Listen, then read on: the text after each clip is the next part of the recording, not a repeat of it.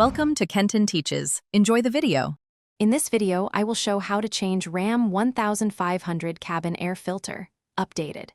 Begin by gathering your replacement filter and a flashlight and park on level ground. Open the glove box slowly, releasing the stops so it drops down fully, and remove any contents so you have clear access. Keep a small tray handy for screws and clips to avoid losing them and reduce frustration while you work. With the glove box lowered, locate the rectangular filter cover and depress the retaining clips. Pull the cover free and slide the old filter out straight to prevent dust from scattering. Inspect the housing for leaves or debris and vacuum if needed, then compare the new filter orientation to the old one to ensure proper airflow direction before installing the replacement. Check the airflow arrow on your replacement filter and align it so air moves toward the cabin.